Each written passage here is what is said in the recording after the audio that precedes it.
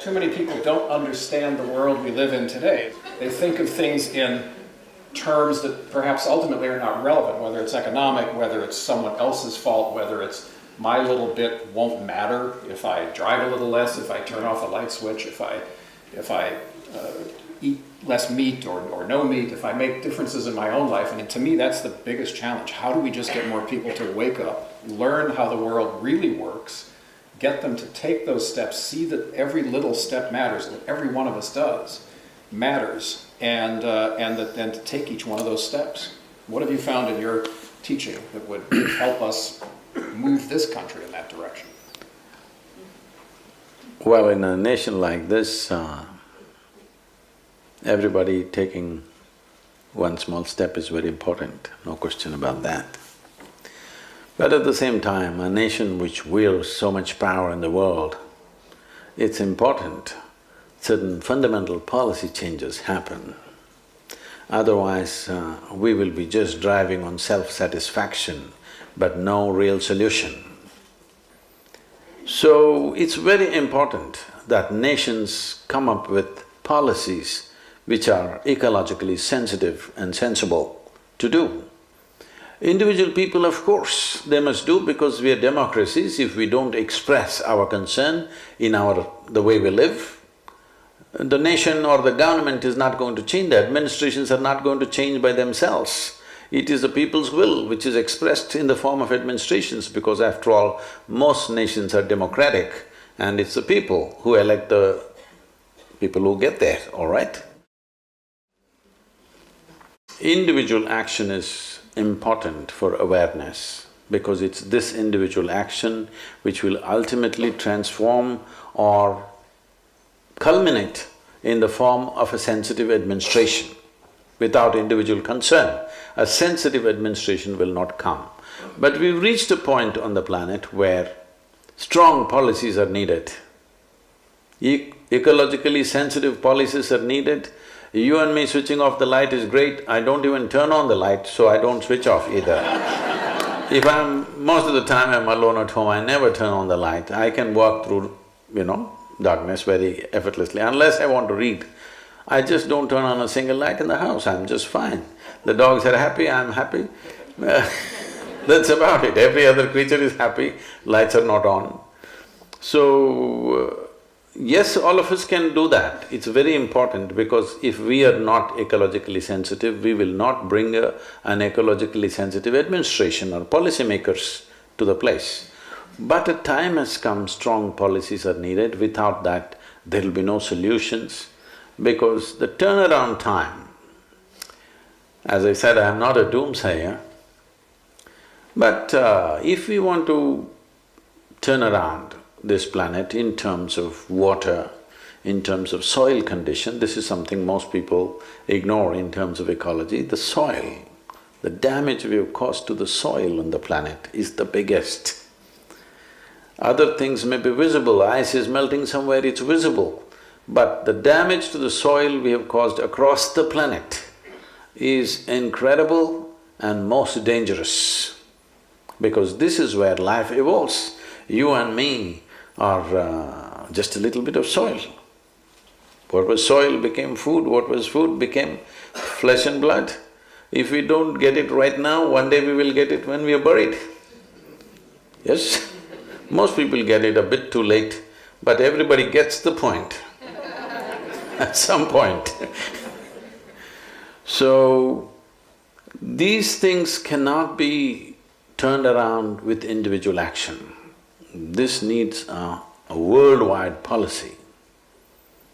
I think if we want to turn the soil around, if we take concrete action in the next 5 to 10 years, in the next 25 to 30 years, we could turn it around quite reasonably. But if, let us say, we don't take any action now and we take action after 25 or 50 years, let's say, after 50 years we want to act, to turn around the same soil, it'll take 100 to 150 years. And that means 4 to 5 generations will go through tremendous, terrible states of life because soil is in a bad condition. If we fix the soil, water is fixed, air is fixed, everything is fixed. soil must be rich and on because this is the same sod. Well, very well said, and I can give a little context for that. Actually, in the next couple of weeks, the DiCaprio Foundation is going to be releasing a study that we've been working on, a plan, not just a study with MIT, with Berkeley, with a number of other institutions around the world, called One Earth, which identifies a path to no more than 1.5 degrees centigrade warming, which, as most of you probably know, there was an agreement reached in Paris 3 years ago, a climate agreement with 174 nations. And the goal was to stop warming at 2 degrees with a hopeful goal of no more than 1.5. We know that a lot of further disasters will occur if we let it get to 2 degrees. So how would you get to 1.5 was the challenge we gave these great academics, and we took a look at what it would take to do it. And we came up with 3 things. That by 2050, we need to move most of the world's energy to clean, renewable energy. And when we even started talking about this, even 2 or 3 years ago, it seemed like, could you possibly do that? Are the economics and the technology there? And since then, look at how many companies have committed to go to 100% renewables, how many cities, how many states. The state of California, 7th largest economy on the planet, passed a law, signed into law a couple of weeks ago, to be 100% renewable energy powered by 2045, and we have the pathway to do it. The second leg is indeed to get, by 2050, most of our agriculture back to what we call regenerative agriculture, which is regenerating the soil. It's what our parents and grandparents did. And interestingly, now that Cuba is opening up again, they didn't have access to a lot of petroleum-based fertilizers and pesticides and herbicides, so they've continued to do this throughout the last 50 years, and obviously longer, where basically you don't dig up and destroy the soil and expose it and let all the microbes and the organisms and the organic material decompose into methane, which is a very potent greenhouse gas, and then supplement it with petroleum-based fertilizers. In essence, you're sterilizing the soil, you're killing it, as Sadhguru says, and then you're throwing something on it to try to make it work. And instead, we just need to go back to the basic concept of using organic material that's there, harvest our crop, put the organic waste back into the soil with light tilling, with light crop practices, and in fact you'll get better yields for far less money and be able to restore water and various other ecosystems. And the third leg of the stool is we have to save half the planet for nature. And we're obviously not going to say, oh, well, let's save the southern half and we'll schmutz the northern half. Too late for that. But what we can do is take a look at all the marine protected areas we've already created, the national parks, the ecosystem reserves that exist in every single country, the natural places, even parks in cities, and stitch them together in ways that actually becomes a safety net for the planet, where effectively half the planet is preserved for nature and the ecosystem services that nature provides us. So, for example, many of you may have seen that Sao Paulo a year ago was facing evacuation of a third of the city because they ran out of water.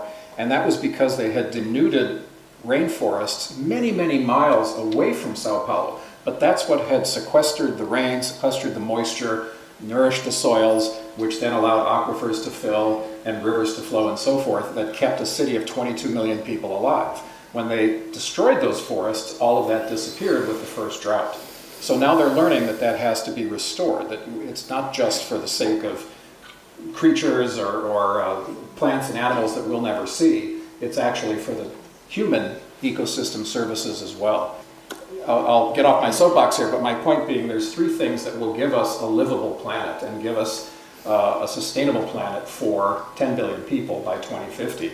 And it is this 100% renewables, 100% regenerative agriculture, and saving half for nature. And so your point about soils is really at the centerpiece of all that.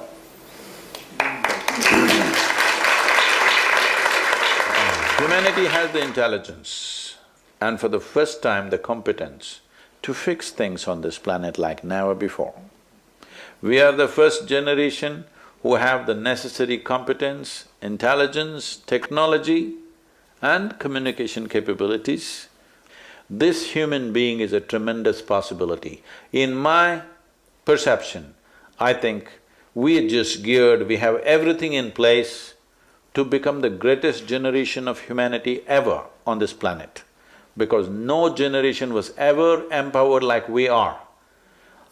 Are we going to just sit on the threshold and watch, or are we going to make it happen is in our hands? Let's make it happen.